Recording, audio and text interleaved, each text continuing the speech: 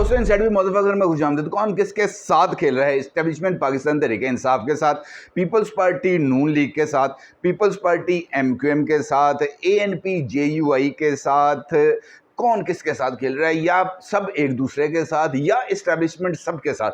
ये एक इंपॉर्टेंट किस्म की एक इक्वेशन है और आप यकीनी तौर पर हैरान हो रहे होंगे कि आज मैंने इस सवाल के से अपनी जो गुफ्तगू है उसका आगाज़ क्यों किया। और इस एक सवाल में ही बहुत सारे ऐसे एस्पेक्ट्स पोशीदा हैं जो आने वाले चंद दिनों में हमारे सामने आएंगे और उसके ज़रिए हमें इस बात का अंदाज़ा हो जाएगा कि जनाब ये जो चीज़ पक रही है ये कुछ ऐसी कोई यूनिक किस्म की डिश है जो तैयार करने की कोशिश की जा रही है, जो इससे पहले पाकिस्तान के पॉलिटिकल सिस्टम के अंदर कभी भी डेवलप नहीं हुई। और आप यकीनी तौर पर इस बात को भी जानना चाहेंगे कि अब इसके नतीजे में आइंदा क्या होने जा रहा है, क्योंकि ये दोनों चीज़ें एक दूसरे के साथ जुड़ी हैं और आपका ये जुस्तजू यकीनी तौर पर जो है वो बहुत सारे पहलुओं का अहाता भी करेगी। और जैसे ही हम आगे बढ़ते हैं तो ये बहुत सारे इससे जुड़े कुछ और अंदेशे और सवालात भी मैं आपकी खिदमत में रखूँगा और इस तमाम चीज़ों का जायज़ा लेने के लिए कि कौन किसके साथ खेल रहा है। अगर हमें आज ही के दिन होने वाली चंद एक्टिविटीज़ को देख ले तो हमें अंदाज़ा हो जाएगा। मिसाल देता हूं आपको,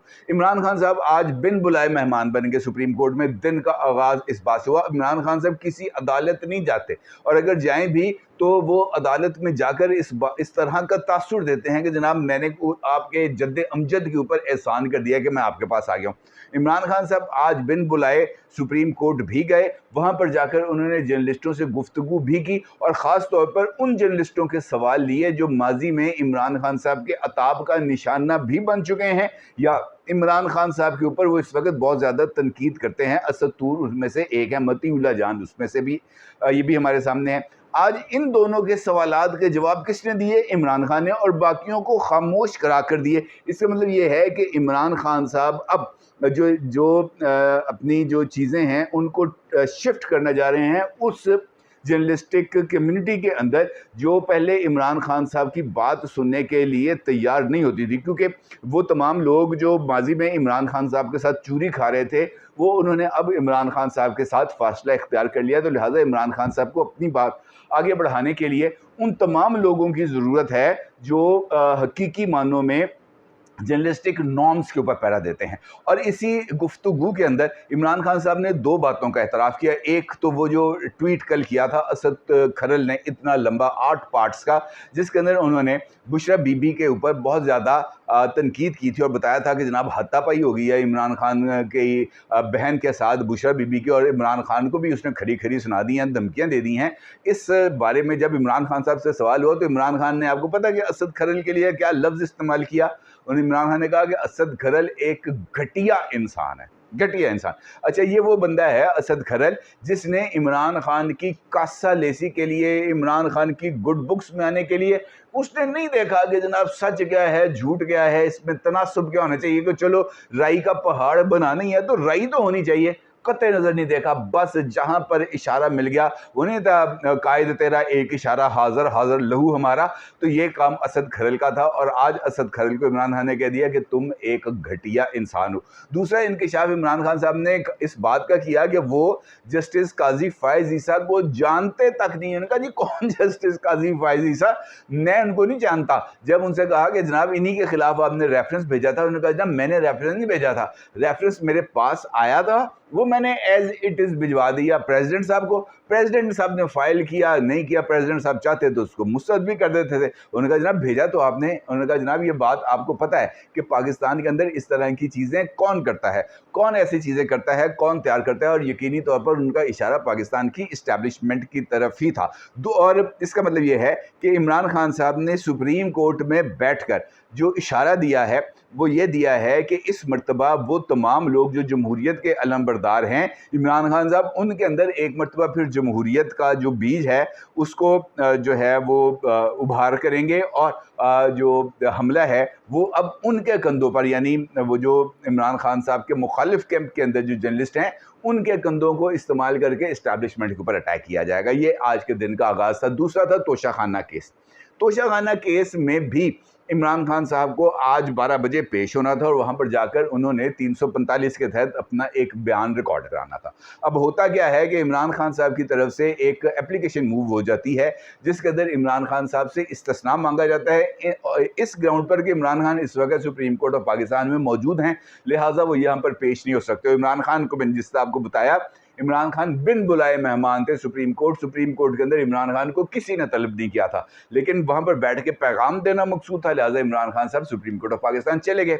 एजेंडे में नहीं था तोशाखाना जाना, क्योंकि ये जो डिले है ये इमरान खान साहब को सूट करता है। इमरान खान साहब को तोशाखाना केस के अंदर जवाब देना पसंद नहीं है, वो नहीं चाहते कि तोशाखाना केस के अंदर उनको जवाबदेह बनाया जाए, लिहाजा वहाँ पर उनके लिए जो स्ट्रेटजी वो और है वो है डिलेइंग टैक्टिक्स। अब होता ही है कि इमरान खान साहब नहीं जाते और जज हुमायूं दिलावर साहब अपनी दिलावरी एक मरतबा फिर दिखाते हुए इमरान खान साहब के वकला को 35 नकात पर मबनी एक सवालनामा इशू करते हैं आज की समात में ही, और साथ ये हुक्म जारी करते हैं कि इमरान खान साहब कल 12 बजे फिर इसी अदालत के रूबरू ज़ाती हैसियत में पेश हों और ये जो सवालात उनको दिए जा रहे हैं इन सवालात का जवाब भी दें और आकर अपना बयान भी रिकॉर्ड कराएं, और उसके बाद समाअत हो जाती मुलतवी। लेकिन जज साहब जो हैं इस ऑर्डर के साथ साथ इस बात का भी इज़हार करते हैं कि अगर इमरान खान साहब खुद पेश नहीं होंगे तब इमरान खान साहब के नाकाबिले ज़मानत वारंट गिरफ्तारी जारी किए जाएंगे, तो इमरान खान को थ्रू के लिए आया जाएगा। अब इमरान खान साहब को जो है ये उनको ऑर्डर दिया जाता है, उनके वकला को सवालनामे की कॉपी दी जाती है, वकला निकल आते हैं बाहर,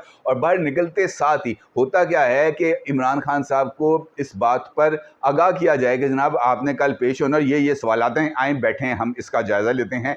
इमरान खान साहब के वकला जो हैं नईम पंचोता साहब, वो इमरान खान साहब को गाड़ी में बिठाते हैं और उनको इस्लामाबाद की हदूद से फ़रार कराते हुए ले आते हैं लाहौर। और लाहौर लाने का मकसद ये है कि जनाब ये जो केस है इसके ऊपर मट्टी डली जाए, कैसे आ जाने हैं नाकाबिल ज़मानत वारंट गिरफ्तारी। यकीनी तौर पर जो है सुबह जज साहब ने ये वारंट गिरफ्तारी जारी कर देने हैं, लेकिन ये वारंट गिरफ्तारी भी इमरान खान साहब के लिए ब्लेसिंग इन डिस्गाइज साबित होंगे। कैसे?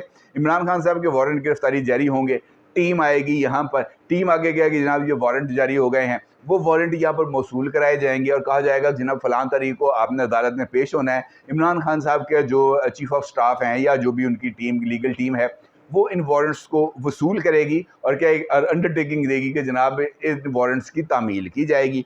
फिर ये वारंट्स की कॉपी हासिल करते ही इनको लाहौर हाई कोर्ट के अंदर चैलेंज किया जाएगा, क्योंकि इस वक्त इमरान खान साहब इस्लामाबाद हाई कोर्ट की जुरिस्डिक्शन में नहीं है, इमरान खान साहब पंजाब में हैं और लाहौर हाई कोर्ट की जुरिस्डिक्शन में है। लिहाजा ये जो वारंट्स हैं ये लाहौर हाई कोर्ट के अंदर जो है वो चैलेंज किए जाएंगे और इसकी बेस पर इमरान खान साहब इंटरम बेल डिमांड करेंगे और ये इस्तदा करेंगे जनाब इन वारंट्स के ऊपर अमल दरामद को मुअत्तल किया जाए। और फिर इसको इन वारंट्स पर अमल दरामद मुअत्तल करा के इमरान खान साहब कहेंगे जनाब मुझे इतने दिन का टाइम दिया जाए, मैं इतने दिन के बाद 10 दिन बाद, 15 दिन बाद, 5 दिन बाद, 7 दिन के बाद मैं अपीयर हो जाऊंगा तोशाखाना केस की अदालत में, ताकि मुझे वहाँ से रिलीफ मिल जाए। और इसी दौरान इमरान खान साहब की ये कोशिश होगी कि इस्लामाबाद हाई कोर्ट में वो जो तमाम की तमाम दरख्वास्तों को यकजा करके वो जो सुप्रीम कोर्ट ऑफ पाकिस्तान की डायरेक्शन आई है कि जनाब सबको यकजा करके एक मरतबा सुन लिया जाए और सबसे पहले जो काबिल समात होने वाला जो है नुक्ता इसको क्लियर किया जाए तो ये बात आगे बढ़ेगी। और इसी के ऊपर इमरान खान साहब की ये ख्वाहिश होगी कि जनाब इस नुक्ते के ऊपर ही बहस की जाए, टेक्निकल बुनियादों के ऊपर केस लड़ा जाए, मेरिट्स के ऊपर केस ना लड़ा जाए, ताकि उनको इस बात की गुंजाइश हासिल हो जाए कि जनाब टेक्निकली जो है जुर्म हुआ है लेकिन टेक्निकली टाइम बार्ड हो चुका है, लिहाजा इसके ऊपर कोई सज़ा नहीं दी जाएगी। ये है इमरान खान और पाकिस्तान की इस्टेब्लिशमेंट जो एक दूसरे के साथ पिंग पोंग खेल रहे हैं। और इस सारी सिचुएशन के अंदर आखिरी फैसला किसका होगा? पाकिस्तान की इस्टेब्लिशमेंट का, पाकिस्तान की रियासत का, पाकिस्तान की हुकूमत का, या इमरान खान का, या सुप्रीम कोर्ट का? ये एक इम्पॉर्टेंट पहलू है इस सारे के सारी गुफ्तगू का कि कौन किसके साथ खेल रहा है। दूसरा पहलू आ जाता है हुकूमत और इस्टेब्लिशमेंट का, और हुकूमत के अंदर सिर्फ मुस्लिम लीग नून नहीं है, हुकूमत के अंदर पीपल्स पार्टी भी शामिल है, MQM भी शामिल है, BAP भी शामिल है, और जो है JUI भी शामिल है। तमाम जो जमातें हैं वो इस वक्त हुक्मरान इत्तेहाद में शामिल हैं। और हुक्मरान इत्तेहाद ने भी आज इस्टेब्लिशमेंट की ख्वाहिश के बरखिलाफ काम किया है। इस्टेब्लिशमेंट क्या चाहती थी आज हुकूमत से? इस्टेब्लिशमेंट ये चाहती थी कि ये जो निगरान हुकूमत आने जा रही है, इस निगरान हुकूमत को मुंतखब हुकूमत के एट पार किया जाए। यही एक आवाज़ थी जो हमारे कान में आ रही थी, और ये बात भी बार बार फैलाई जा रही थी कि इसहाक डार साहब इस्टेब्लिशमेंट की ख्वाहिश है कि वो केयर टेकर सेटअप को लीड करें। लिहाजा इसहाक डार साहब अगर केयर टेकर सेटअप को लीड करेंगे तो उनके पास प्राइम मिनिस्टर ऑफ पाकिस्तान के, elected prime minister of Pakistan के तमाम तर इख्तियारात होने चाहिए। और इसके लिए आपको याद है कि मैंने वीडियो की थी थोड़े दिन पहले और मैंने आपको बताया था कि निगरानों को लामहदूद इख्तियारात देने का फैसला, उस वीडियो का थंबनेल भी आप इस वक्त अपनी स्क्रीन पर देख सकते हैं।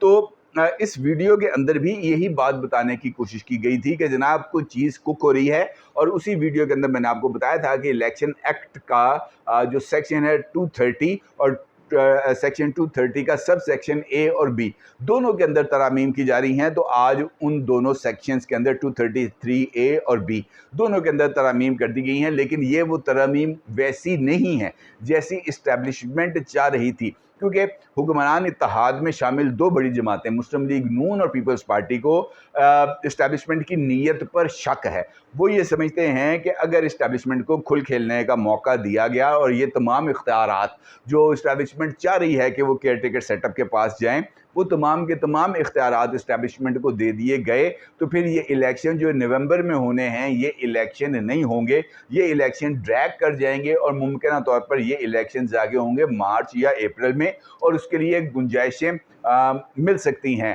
अमन अमान की गुंजाइश मिल सकती है, सैलाब की गुंजाइश मिल सकती है, दीगर चीज़ें ऐसी हो सकती हैं इकनॉमिक कंडीशंस की, जहाँ पर फाइनेंशियली एमरजेंसी का इम्पोजिशन करके कुछ दगड़ बगड़ किया जा सकता है। लिहाजा उनकी ये ख्वाहिश है कि जनाब ऐसा कुछ ना हो जो चाहे जंग हो जाए, चाहे सैलाब आ जाए, चाहे बर्फबारी हो जाए, जो मर्जी हो जाए, इलेक्शंस को नवंबर में ही होना चाहिए। अब यहाँ पर इस्टेब्लिशमेंट की मर्ज़ी के बरखिलाफ़ हुक्मरान इत्तेहाद ने आकर इस्टेब्लिशमेंट को एक थोड़ा सा उन्होंने गोली कराई है, और ये यकीनी तौर पर एक ऐसा एस्पेक्ट होगा जो इस्टेब्लिशमेंट को कतई तौर पर कबूल नहीं। बाकी पीपल्स पार्टी इस सारे खेल के अंदर उसके लिए भी कुछ ऑप्शंस मुझे ऐसे लग रहा है कि पीपल्स पार्टी के साथ भी खेल हो गया है, हाथ हो गया है।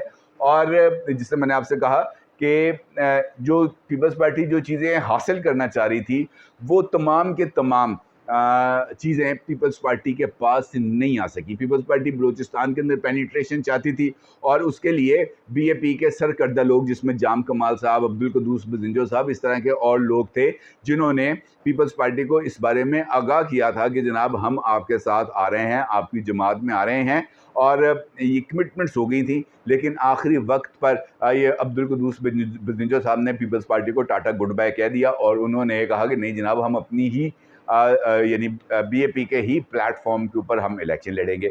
इसी तरीके से जनूबी पंजाब में कुछ लोगों ने आना था, लेकिन जनूबी पंजाब से कुछ लोग नहीं आए, और अभी रिसेंटली कल जो एमक्यूएम और जीडीए के दरमियान अलाइंस हुआ है वो भी पीपल्स पार्टी के लिए एक चौंका देने वाली चीज़ है। ये नहीं है कि ये मामला सिर्फ रुक जाएगा जाकर लीडर ऑफ द अपोजिशन की तैनाती के ऊपर। बेशक leader of the opposition Haleem Adil Sheikh अब नहीं रहे, अब उनकी जगह पर वो आ गए हैं, ये जो जीडीए और एमक्यूएम का मुश्तरका उम्मीदवार बन गया है। लेकिन इसके बावजूद भी जो फ्यूचर सेटअप है उसमें इस तरह के इम्कानात पाए जाते हैं कि ये जो जीडीए है और एमक्यूएम है ये एक इंतखाबी अलाइंस बनाएंगे और देही और शहरी इलाकों के दरमियान जो तफावत है उसको कम करने की कोशिश करेंगे, और ये इत्तेहाद पीपल्स पार्टी को फ्यूचर सेटअप के लिए बहुत ही ज़्यादा टफ टाइम दे सकता है। इसका मतलब ये है कि पीपल्स पार्टी के साथ भी किसी न किसी लेवल के ऊपर कोई खेल जारी है। और बाकी रह गया खैबर पख्तूनख्वा, जहाँ पर जो परवेज़ खटक साहब हैं उन्होंने जो है वो खेल खेल दिया है JUI के साथ भी और ANP के साथ भी। वहाँ पर दोनों जो है केयर टेकर सेटअप के अंदर जो KPK क्या है उसके अंदर मौजूद हैं, और वहाँ पर JUI और ANP एक दूसरे की भरपूर तरीके से पगड़ियाँ उछाल रहे हैं। और परवेज़ खटक साहब इस वक्त अपना ग्रुप लेकर आराम सुकून से बैठे हैं, इस उम्मीद के साथ। दावा किया उन्होंने कल एक TV चैनल के साथ गुफ्तगू करते हुए कि जनाब मैंने जो पार्टी बनाई है इस चक्कर में इमरान खान साहब से खैबर पख्तूनख्वा का 20 लाख वोट माइनस हो गया, बहुत बड़ा दावा किया है परवेज़ खटक साहब ने, लेकिन देखना ये है कि इस दावे के अंदर कितनी सच्चाई है और असल खेल कौन खेल रहा है और किसके साथ खेल रहा है। मुझे तो ऐसा लग रहा है कि असल खेल मेरे और आपके साथ यानी पाकिस्तान के अवाम के साथ खेला जा रहा है। इनको महंगाई के एक ऐसे चक्कर में डाल दिया गया है जहाँ से इनका बाहर निकलना बहुत ही ज़्यादा मुश्किल होता चला जा रहा है। अपनी राय का ज़रूर इज़हार कीजिएगा। आपका बहुत शुक्रिया। अल्लाह हाफ़िज़।